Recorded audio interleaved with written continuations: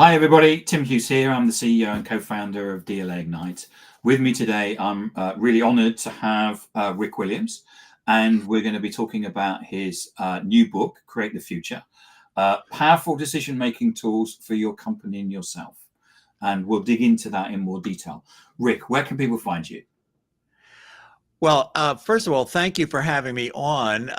I guess the easiest way for people to find me is to go to LinkedIn. So I'm Rick Williams 100 at LinkedIn. And my website is rickwilliamsleadership.com. So it's rickwilliamsleadership.com. Those are the two easiest ways to find me. Excellent. So Rick, what was the inspiration behind your book, Create the Future? You know, it's a really good question. I have, first of all, a big chunk of my career was doing management consulting with Arthur D. Little, big international consulting firm, working with businesses and governments around the U.S. and just a little extent outside the U.S. And I then went on, and I'm going to answer your question, but this is sort of background to where the book came from. So I then went on to found and run a company for a number of years, and then have gone back mostly to doing my board of director work. But in the middle of all this, I've continued to do a lot of writing, leadership writing, about how to be more successful as a leader of your company or any organization. And people keep saying to me, well, Rick, have you written a book? Like, okay, if you haven't written a book, why should we pay any attention to you? And as I thought about it, I said, well, okay, what do I have that really might be a unique contribution to the literature and the conversation about and as I thought about it, one of my takeaways from much of the consulting I did with Arthur D. Little was that a lot of times, in fact, many times, clients were asking us, yes, they said, well, we need you help us do some research to figure out what we should be doing about getting into this business or some problem they're dealing with. But underlying that was really helping them decide what they should be doing, how to actually make decisions that are very important in the life of the organization.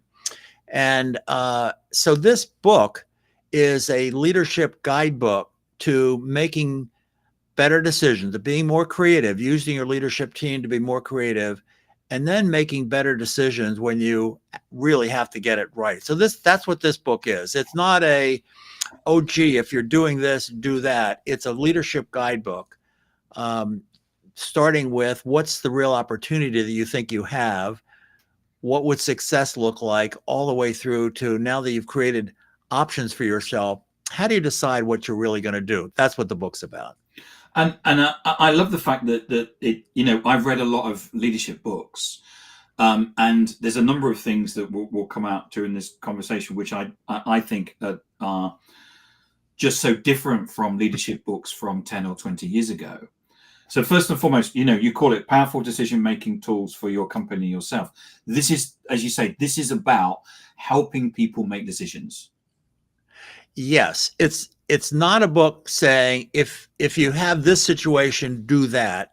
Yeah. It's really a guidebook to encourage you to bring forth your own values. What are the values you want expressed in the decisions you're making? What is your risk profile? What kind of risk are you prepared to take or want to take when you make an important decision? What decisions you actually have to make? Let's get clear about what you actually have to decide. And then a big part of the book is saying, open yourself to hearing from others, other experiences, other ideas that may be completely contrary to your own thinking. Successful leaders are not people who say, I know what I know what to do here every time. Just do what I tell you. Yeah. Okay. I mean, yes, the leader has to be willing to make decisions, but in truth, you will make better decisions for yourself and for your company if you say, wait a second, here's my initial thinking, but I want to hear from other people and what their contributions are. Yes, I will in the end, because it's my job, I will in the end choose where we're going to go. But I want to learn from you before I make those important decisions. Yeah, I think that the days of leadership where it's I'm the leader, therefore I know all of the answers. We're not in those days anymore. And what we need to be doing as Right. leaders is actually finding out that there'll be lots of different answers, because we now have a very diverse employee base. And what we need to be doing, and this is what you say in the book, it's about you talk about defining the problem, and then also creating the options. And those creating the options, it's about the diverse views and bringing that together, isn't it? Yes, that's exactly right. We live in such a complex world today that, yes, sometimes there are simple decisions you have to make. In fact, I hope you make decisions every single day that are maybe they're easy and you can make them without making it too complicated. And I'm not advocating. So there's a decision every day. What color? Right, exactly. And but when you get down to a decision that's fundamentally important to your own life, to the life of your company or the nonprofit or a government agency, whatever it is, your leadership position, take the time. I talk about the difference between your slow mind and your fast mind in the book, developing that idea. And usually we are all making decisions instinctively with our fast mind, and we don't give our slow mind an opportunity to pause and say, okay, what really is going on here? Do we understand the underlying drivers of the challenge we're facing? Do we understand what other people might do that's going to fundamentally change anything we're trying to do that might drive the environment within which we're operating? Take time to understand all of that. And again, I'm not trying to make this super complicated. In a way, this book as a guidebook with a series of leadership team exercises encourage you to get your leadership team together, and maybe a couple of key advisors, maybe outside advisors, get them together and talk about these things. Let's get everything we know on the table quickly. Let's ask ourselves, what do we know? What can we know quickly? Are there experiments we have to run? Are there discoveries we have to make? And then what are the real options we have? I talk about not just, okay, get in a whiteboard in a conference room and put ideas on the board. I say, before you do that, what are the categories of ways that we could be more do we raise prices? Do we cut our costs? Do we acquire another company that will build our resume? What are the categories of things we could do? Think about broad categories of options you might have before trying to put lots of ideas on the whiteboard. And then be creative about the categories of solutions to the challenge or the threat or the opportunity. And then once you have opportunities on the whiteboard, talk about within each category, what are initiatives you might take. So it's that kind of structured decision-making process that this book tries to bring. And the person that I'm really trying to help with this is not the CEO of General Motors or Pratt and Whitney. Yes, every leader can use this, but it's that leader of a mid-sized and smaller organization who can't spend $500,000 and hire McKinsey or BCG or someone like me in a former life. This is giving that leader and that decision maker a structure for how they can go about dealing with an opportunity that's going to be very important for them. So it gives them some very specific exercises that their team can use to go through. And what would success look like? How do you think about success? And so that's the contribution of this book. It's really the process and tools that if you were spending a lot of money hiring a big outside consulting firm, they would be helping you go through a process very similar to this. These are the tools and process that you can use on your own or if you have can bring in a little bit of outside help, do that. But this is the basic process you can use to significantly increase the prospects of getting it right. What I loved about the book, Rick, was the way that you step people through it very, very simply. Mm-hmm. And quite often you go, leadership, oh, it's a very easy book to read. And you've got these lovely cartoons, Yes. which are all the way through the book, Yeah. which immediately takes the words and brings them off the page. But you've got this; it's very easy to read. But you've also got, as I said, these illustrations, which actually then, as they bring the words to life in terms of, his my zone of leadership one. Mm-hmm. Mm-hmm. Here, which again makes the book, it's not just a dreary leadership book. It's the book is alive in terms of in what the story that you're telling. Yeah, I thank you for saying that. I was really fortunate to have a woman who's actually in Indonesia, um, who was really instrumental in bringing the ideas forward in a way that's easy to capture visually. And I'm going to use if you don't mind, I'll use your showing that illustration to very quickly mention the zone of leadership, which is one of the chapters in the book. So the book is about how to make decisions for your organization. But the zone of leadership is a concept I develop in the book about your own professional career, that when you are operating in the area where you are most competent, and also you're most passionate about it, that overlap between your competency and your passion is your zone of leadership.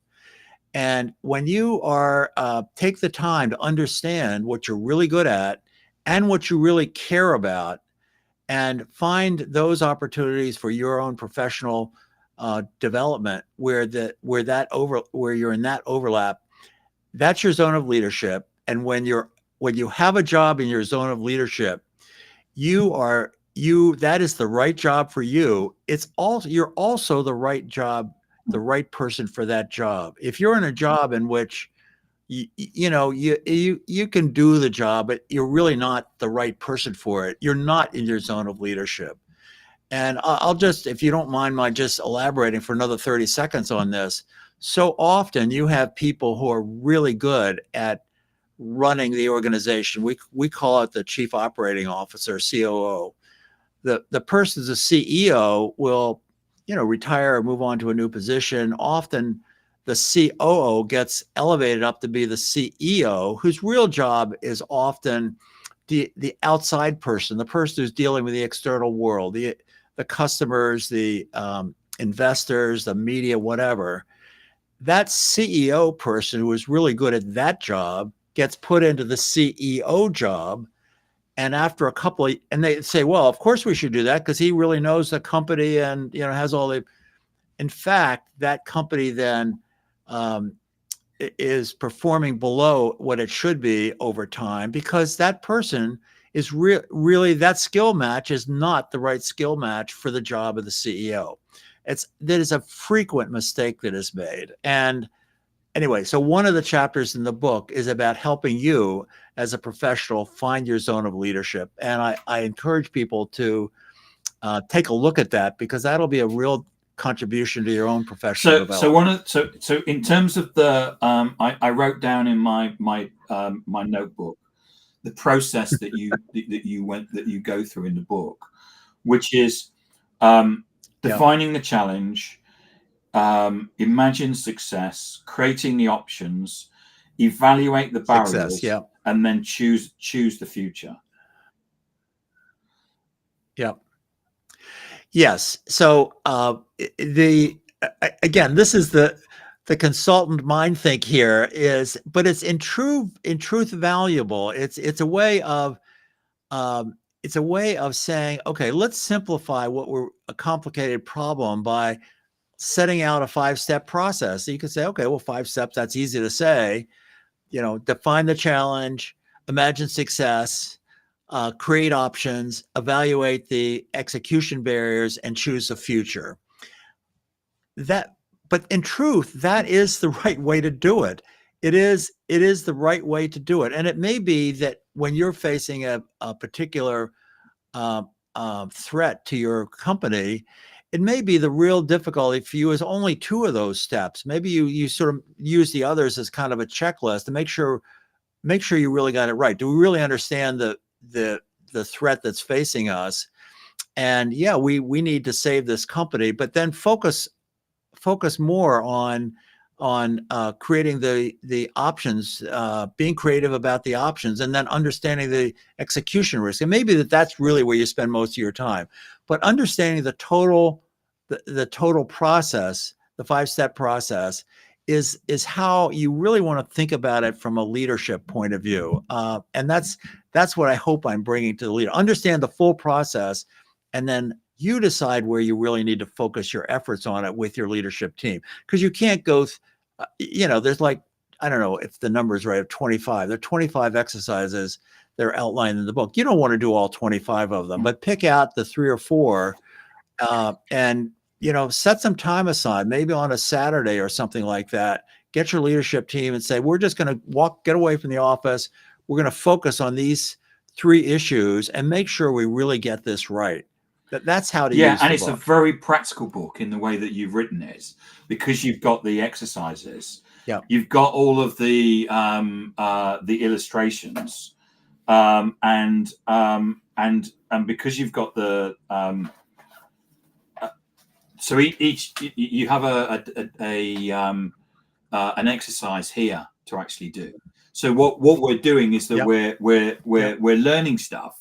You've got the illustration, but you then got the exercise. So, which is why I'm saying it's an easy book to read from a leadership perspective, because this is you don't go into a lot of detail. You give enough. You've got the illustration, and then you can actually test yourself and your knowledge on it. Right. Yeah. This is again, you have to put all this in a. This is not intended to sit on your shelf. This is intended to be something you actually use. I find myself that I have a copy on my desk that I look at and refer to, because it in effect becomes my sort of checklist and make sure I'm really remembering all of these steps here. And that's what I did, was try to go through and each one of these sort of put down all of the, okay, if you're really trying to understand risk, what's the sort of the check questions you want to ask about risk? For instance, is failure acceptable? It may be that what you really want to do is something that is very high risk, and if it fails, it's okay, because you'll have learned why it didn't work. Yeah. On the other hand, it may be that no, we're not going to do something here unless there's a really high probability that it will succeed. So understanding where you are in the risk profile versus whatever the benefits you hope to capture out of this is really important. That's one of the things you should be very explicit about. And that's what I'm hoping to do, that set up, in effect, your checklist of questions that encourages you to think about each one of these things as you're going through the decision-making process. And I kind of saw the book, Rick, as one of those, and I hope you don't mind me trying to sell your books, is one of those where a leader picks it up and immediately goes, I'm going to buy this for the rest of my team. Yep. Absolutely. And so, as I said, I hope you don't mind me selling your books, but it is one of those things where as a leader, you buy it and then immediately go and buy it for everybody else. Right.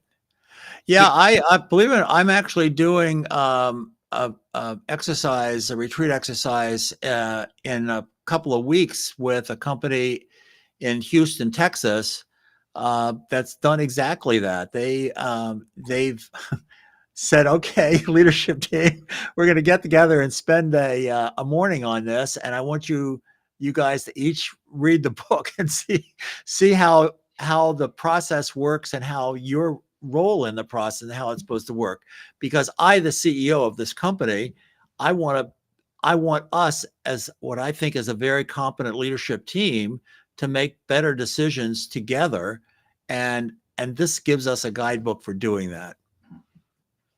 Rick, thank you so much for coming on and talking to us about your new book, Create the Future: Powerful Decision-Making Tools for Your Company and yourself. If I wanted to buy a copy, where would I go? Well, Amazon. Well, first of all, Tim, thank you very much for having me on. And it's always fun to do these interviews because it helps me think about the book by answering your questions. And in truth, the easiest thing is to go to Amazon and buy it. You can get so it effectively comes directly from the publisher, but Amazon is where most people are buying these books. So if you go on to Amazon and just write in Create the Future and maybe write Create the Future Rick Williams, you'll get to the book. Okay. And where can people find you? Go to rickwilliamsleadership.com. That's my website. Or there's a summary. Yeah, there's a summary on LinkedIn. Yeah. And LinkedIn is Rick Williams 100 on LinkedIn. Excellent. Rick, thank you so much for coming on and talking about your book. Excellent book. Really enjoyed it. And thank you for coming on and talking about it today.